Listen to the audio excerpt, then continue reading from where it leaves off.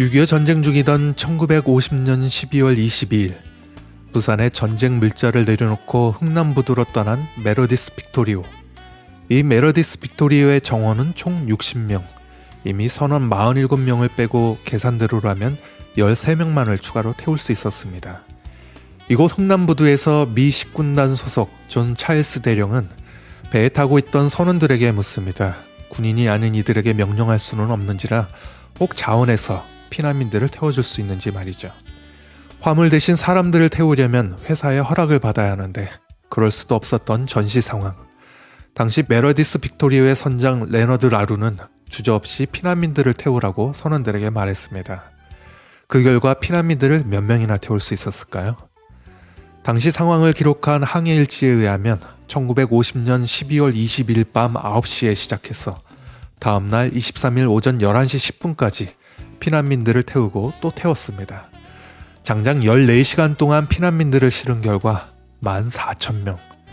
위험천만한 전쟁 상황에서 이들 피난민들을 싣고 어렵사리 부산항으로 향했지만 이곳 부산에서도 이미 피난민들이 너무 많아 또다시 백길을 옮겨 거제도로 향해야 했습니다. 그렇게 메러디스 빅토리오는 이틀 뒤인 1950년 12월 25일 성탄절 정오에 거제도에 마침내 도착합니다. 크리스마스의 기적이라고 불리는 이 항해를 이끌었던 당시 메러디스 빅토리오의 선장의 나이는 37세, 2등 항해사는 22세, 그리고 대부분의 선원들은 20대 나이였습니다. 젊은 나이였지만 단 한 번의 주저없이 태울 수 있는 한 가능한 많이 태워서라도 생명을 살리고자 했던 이들의 마음, 마치 코로나19로 인해 고통받고 있는 전 세계 영혼들을 향한 선교사님들의 마음이지 않을까 싶습니다. 지금 이 순간에도 변함없이 일하고 계신 하나님의 선교하심을 전 세계 선교사님들을 통해 들어보는 시간, 세계 선교보고. 먼저 찬양으로 시작합니다. 레이지프가 부릅니다. 웨이메이커. 주님 놀라우신 길을 만드는 기적의 주, 어둠 속에 빛, 그는 나의 하나님. 약속을 이루시는 분, 기적의 주, 어둠 속에 빛, 그는 나의 하나님. 주 예수 이곳에 계셔 나 경배해, 주 경배해. 이곳에 운행하시며 일하시네, 주 경배해. 모든 맘 만지시는 주, 나 경배해, 주 경배해. 우리 맘 치유하시네, 나 경배해, 주 경배해. 놀라우신 길을 만드는 기적의 주, 어둠 속에 빛, 그는 나의 하나님. 약속 이루시는 기적의 주, 어둠 속에 빛, 그는 나의 하나님. 모든 삶 돌이키시네, 나 경배해, 주 경배해. 우리 맘 회복하시네, 나 경배해, 주 경배해. 주는 놀라우신 길을 만드는 기적의 주, 어둠 속에 빛, 그는 나의 하나님. 약속을 이루시는 분, 기적의 주 어둠 속의 빛 그는 나의 하나님 주는 놀라우신 길을 만드는 기적의 주 어둠 속의 빛 그는 나의 하나님 약속을 이루시는 분 기적의 주 어둠 속의 빛 그는 나의 하나님 나의 하나님 나의 하나님 나의 하나님 나의 하나님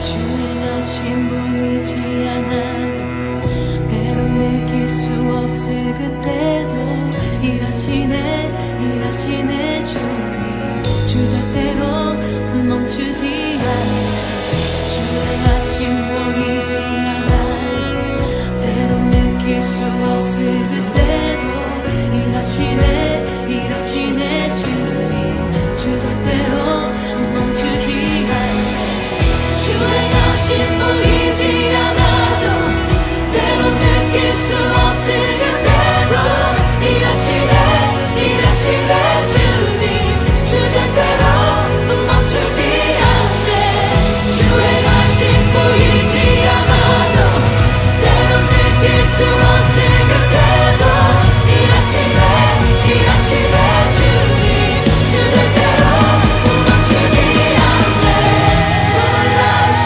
길 만드는 기적의 주 어둠 속의 빛 그는 나의 하나님 약속을 이루시는 기적의 주 어둠 속의 빛 그는 나의 하나님 놀라우신 길을 만드는 기적의 주 어둠 속의 빛 그는 나의 하나님 약속을 이루시는 분 기적의 주 어둠 속의 빛 그는 나의 하나님 나의 하나님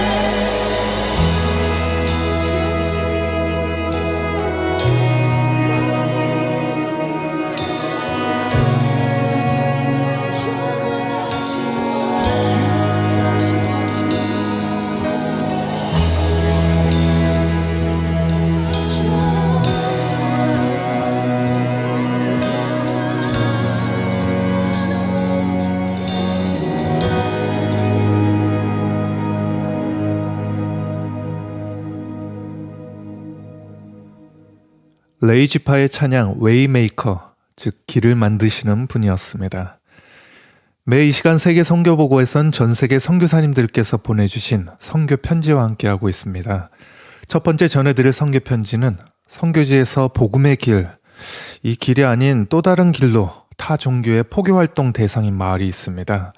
이미 하나님을 믿겠다고 결심한 원주민 마을에 전기나 도로 공사를 해주겠다고 하는데 말레이시아에서 제이 선교사님이 전합니다. 마창 마을에는 복음만 들어간 것이 아니라 포교하기 위해서 계속 마을에 들어와 이분들을 설득합니다. 들어와라. 들어오면 집을 새로 지어주겠다. 전기를 넣어주겠다. 황토 흙길에 자갈을 깔아주겠다. 지원금을 주겠다. 그렇게 약속하고 포교합니다. 그러면 저는 또 들어가서 이야기합니다. 만약에 당신들 하나님 안 믿으면 죽어. 당신 자녀들 손주 다 죽어. 제가 여기서 죽는다는 것은 육신이 죽는다는 것이 아니라 영혼이 죽는다는 건데 이분들은 진짜 죽는 걸로 제 말을 믿었습니다. 만약에 당신들 하나님 안 믿으면 죽어. 하나님만 섬겨야 돼. 다른 신은 상천하지 없어. 내 말 명심하고 절대 이를 주는 종이에 사인하면 안 돼. 그분들이 만약에 연필이라도 볼펜이라도 주면 그거 들지도 마. 쳐다도 보지 마. 사인하면 절대 안 돼요. 어느 날 마을에서 전화가 왔어요. 파스터, 모세스. 지금 마을에 길 공사를 하고 있는데 빨리 오라는 거예요. 제 가슴에 철렁 가라앉았어요. 무슨 공사? 혹시 이분들이 개종한 거 아닌가? 공사의 내용은 이러했습니다.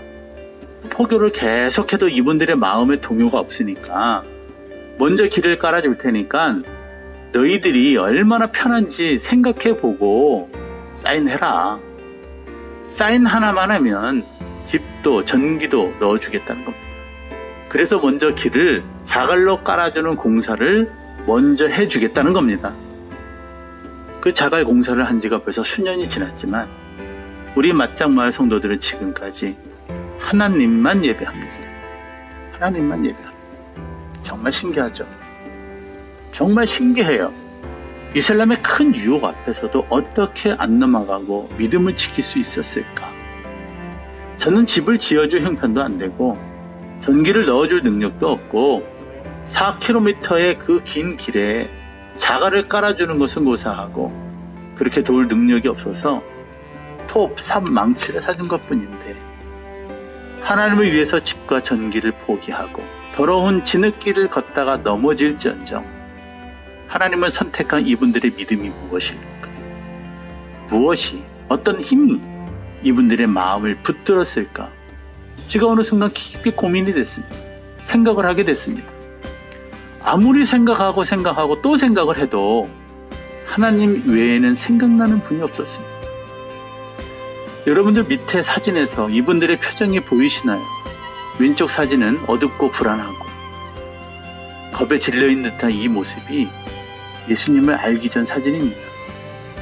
그리고 옆에 사진은 얼마 전에 12월달 성탄 예배 때 찍은 사진입니다. 여러분 비교가 되시나요? 하나님의 형상을 회복한 저 밝은 얼굴 표정에서 환경은 크게 변한 건 없지만 주님 한 분으로 기뻐하는 저분들의 모습을 보면서 저도 거울 앞에 서서 내 모습과 표정을 유심히 들여다봅니다. 내 얼굴에서 하나님의 형상이 보일까? 나는 저분들보다 너무 편하게 예수 믿는데 집도 있고 전기도 있고 부족한 거 하나 없는데 내 모습이 타인에게 어떻게 보여질까? 나의 작은 고백이 기도로 바뀝니다. 하나님의 형상을 회복하여 주옵소서. 하나님의 형상을 회복하게 하옵소서. 내가 얼마나 하나님 주신 축복 누리며 그동안 살았는지 하나님 알게 하옵소서. 만입이 내게 있어도 그 입 다 가지고 내 구주 주신 은혜의 은총 축복을 기억하고 365일 하루 24시간 감사만 고백되는 삶, 예수님으로 기뻐하는 삶 되게 하옵소서. 예수를 선택하고 가난한 것에 만족하며 기뻐하는 맞짱 마을의 맞짱 성도들의 믿음이 나의 믿음 되게 하옵소서.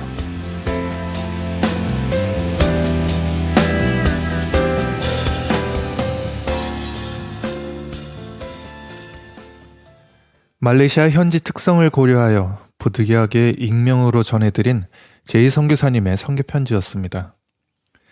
원주민들의 사진들, 말 그대로 이전과 이후의 모습이 확연하게 비교된 사진들도 보내주셨는데 그 모습을 보면 정말 은혜가 됩니다. 보다 구체적인 내용은 인터넷에서 세계 선교 보고라고 검색하셔서 관련 내용들을 확인하실 수 있습니다. 성도님들의 지속적인 관심과 기도 부탁드립니다. 계속해서 이번에는 일본 교토에서 보내주신 선교 편지인데요. 코로나로 인해 비대면으로 사역할 수밖에 없는 상황에 특히 이곳 일본에선 지구 반대편에 계신 선교사님들과 함께 선교 기도 모임을 정기적으로 갖고 있다고 합니다. 어떤 내용인지 임장백 선교사님이 전합니다. 안녕하세요. 일본 선교 이야기입니다. 너를 축복하는 자에게는 내가 복을 내리고 너를 저주하는 자에게는 내가 저주하리니 땅의 모든 족속이 너로 말미암아 복을 얻을 것이라 하신지라. 창세기 12장 3절 말씀. 하나님의 은혜를 찬양합니다. 주님의 은혜로 어려운 코로나 시기에도 함께 하시고 동행하시는 은혜를 경험하게 하십니다. 계속해서 여러 모양으로 예배와 기도 모임, 온라인으로 미팅을 가지며 새로운 시대에 여러 형태로 사역을 진행하는 모습을 보게 됩니다. 조금은 더 빨리 코로나가 종식되기를 기도하지만 또한 하나님께서 이 시간에 새 일들을 행하심에 감사와 찬양을 올려드립니다. 선교 기도 모임. 2달에 한 번씩 진행되는 선교 기도 모임은 온라인으로 진행되기에 영국에 계신 선교사님들을 초청하여 진행할 수 있게 되었습니다. 오랜 기간을 일본에서 사역하시고 지금은 연로한 나이이시지만 열정을 가지시고 뜨겁게 주님을 사랑하러 가시는 메시지는 너무나 도전이 되고 아름다운 울림이 됩니다. 한평생 하나님의 영광을 위하여 헌신하고 하나님께 쓰임받는 인생이 얼마나 귀한 것인지를 돌이켜보는 시간이 되었습니다. 또한 무엇보다도 열심히 주님을 사랑하고 거룩한 삶을 살아가는 것이 참으로 소중한 인생인 것 같습니다. 그러한 믿음의 여정이 일평생 지속되기를 위해 함께 기도 부탁드립니다. 일본 외 국제선교회. 일본 외 국제선교회 사역들의 여러 변화들이 일어나고 있습니다. 교회 개척과 협력뿐만 아니라 선교 동원과 훈련 그리고 여러 형태의 새로운 사역들이 시도되고 있습니다. 지역도 관서 지역뿐만 아니라 동북 지역까지 넓어지고 여러 나라에서 새로운 선교사님들도 코로나의 상황에서도 일본으로 입국할 예정입니다. 하나님의 은혜로 시작된 변화들이 은혜 가운데 하나님의 인도하신 가운데 순조롭게 진행되기를 위하여 함께 기도를 부탁드립니다. 일본에서의 새로운 사역들의 시작은 때로는 지불해야 할 대가들이 많기에 기도와 말씀으로 영적인 전쟁 속에서 승리할 수 있기를 위해서 우리 모두가 그리스도를 닮아가고 그리스도의 향기를 드러내고 우리 삶과 사역의 주인공이 하나님이 되어주시고 그리스도의 십자가를 자랑하면서 감당하는 모든 것들이 되기 위해 바라고 간구합니다. 가족 이야기. MK 은혜와 시온이 사랑이는 주님의 은혜로 무럭무럭 건강하게 잘 성장하고 있습니다. 주님 안에서 건강한 믿음과 정체성을 가지고 하나님께 쓰임받는 인생이 되기를 위해서 기도합니다. 어두운 선교지 문화 속에서 성별되고 구별된 하나님의 자녀로서 빛을 발하고 그리스도 안에 있는 자유와 평안을 누리며 모든 상황 속에서도 하나님을 전적으로 신뢰하는 가족 모두가 되기를 위하여 기도 부탁드립니다. 기도 제목입니다. 그리스도를 닮아가는 우리의 매일매일의 삶과 사역이 되기를. 일본의 일상의 삶에서도 믿는 자로서의 그리스도의 향기가 드러나기를. 코로나 속에서도 믿음과 건강을 지키시고 평안을 누리는 우리 모두가 되기를. 영입부서 동원사역에도 좋은 열매들이 맺어지며 지역교회 선한 영향력과 하나님의 복의 통로로서 쓰임받기를.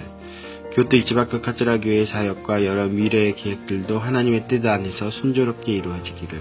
MK 사랑이가 올해 5월에 세례를 받을 예정입니다. 믿음이 잘 성장할 수 있기를. 자녀들 모두가 그리스도 안에서 건강한 자아 정체성을 가질 수 있도록 기도 부탁드립니다. 감사합니다. 일본에서 임장백 소나임 선교사 가정드립니다.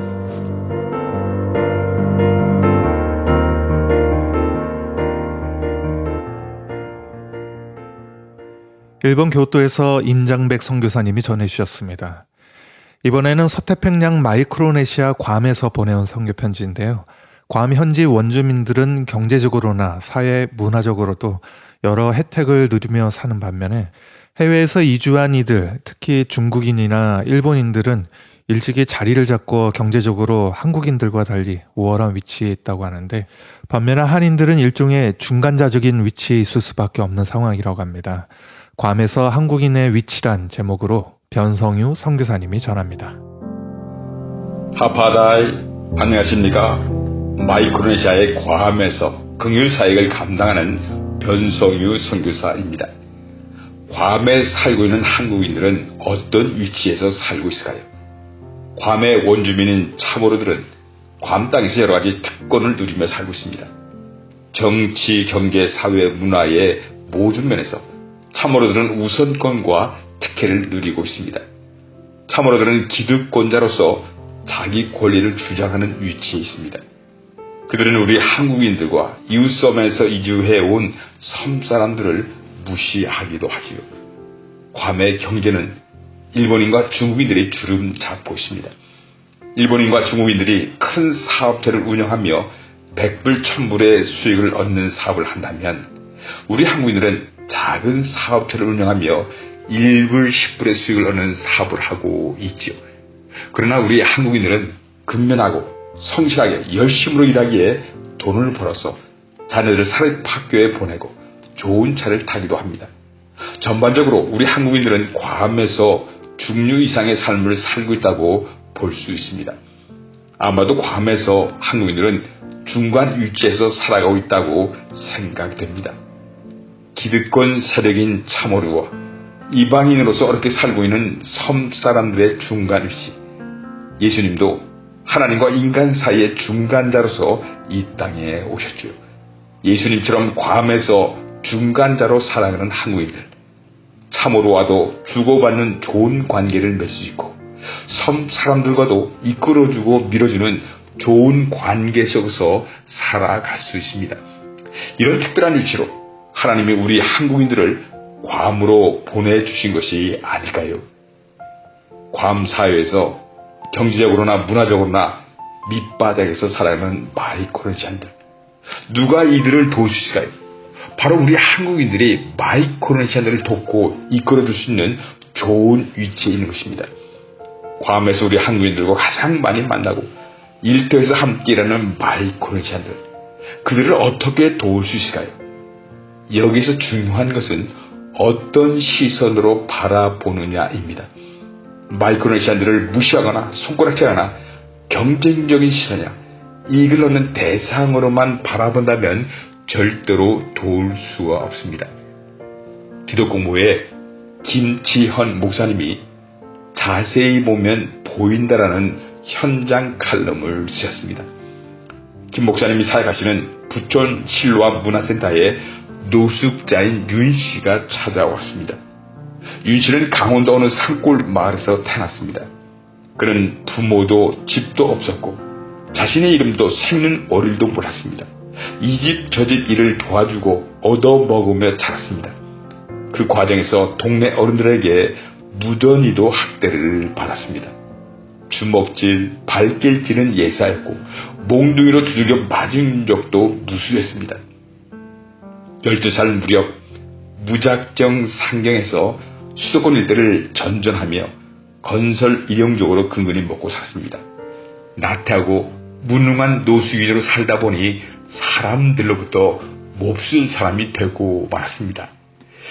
2016년에 부천 관내에서 교통사고를 당하면서 실로암 문화센터에 오게 되었습니다. 실로암 문화센터에서 생활하면서 천천히 몸과 마음이 건강해졌습니다. 윤 씨는 처음으로 성경을 읽게 되었고 하나님의 사랑을 느끼게 되었습니다. 그의 영혼이 회복되었습니다. 김지현 목사님은 이렇게 간청하고 있습니다. 흔히들 노숙인은 게으르고 술이나 먹고 뒹구는 몹쓸 사람이라고 생각한다. 하지만 노숙인은 몹쓸 존재가 아니다. 노숙인을 자세히 보면 문제가 아니라 사람이 보이고 더 자세히 보면 아픔이 보인다. 그 아픔을 만지노라면 어느새 하나님 아버지의 사랑을 느끼게 된다. 그 노숙인을 향한 아버지의 눈물에 손이 젖는 것을 느낀다. 마이크로네시안들, 축섬 사람들, 노숙자들을 한국인의 정감 있는 따뜻한 마음으로 보자고요. 좀 더 자세히 보며 그들의 아픔을 느껴보면 어떨까요? 괌에 가서 잘 살아보세를 다짐하며 이곳에 왔을 그들의 희망을 헤아려 보자고요.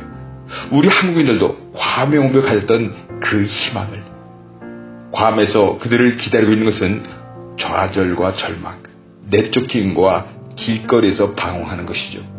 마이티에 노숙자를 위한 센터가 있는데 그곳에 축섬 사람들이 70%를 차지하고 있다고 합니다. 섬 사람들을 술 먹고 뒹구는 게으른 몹쓸 사람이라는 나의 편견을 버리고 문제가 아닌 그들의 아픔을 느껴보자고요. 괌에서 중간 위치에 있는 우리 한국인들과 함께 더불어 살아야 할 이웃이며 친구이며 도움의 손길을 내밀어줄 사람으로 받아들이자고요. 이것이 우리 한국인들이 괌에서 살아야 할 이유일 것입니다. 하나님 아버지, 우리 한국인들이 괌에서 살아야 할 이유를 잘 알도록 도와주시옵소서. 마이크로네시안들, 축섬 사람들, 노숙자들을 불쌍히 여겨 주시옵소서. 아멘, 아멘.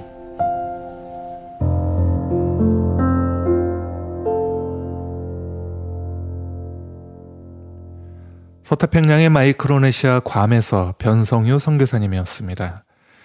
이 밖에 전 세계 선교지에서 보내온 다양한 선교 편지, 인터넷에서 세계 선교 보고라고 검색하셔서 만나보실 수 있습니다. 무엇보다 선교지에서 선교 사역을 할 수 없는 비대면 특수 상황이 장기화됨에 따라서 아무래도 선교지에서 보내주시는 선교 편지가 예전에 비하면 적어진 게 사실입니다. 하지만 선교지를 향한 지속적인 관심과 기도는 더욱더 많아져야겠습니다. 세계 선교 보고 오늘 순서 끝으로 김종섭의 찬양 채워주소서로 마치겠습니다. 지금까지 김재환 진행이었습니다. 감사합니다. 지금 이곳에 임하소서. 성령의 불로 가득 채우소서.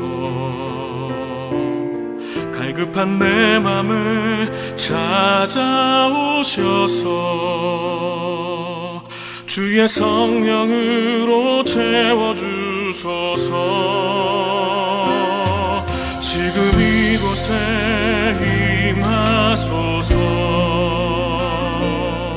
성령의 불로 가득 채우소서. 갈급한 내 맘을 찾아오셔서 주의 성령으로 채워주소서. 흔들리지 않는 믿음 주소서.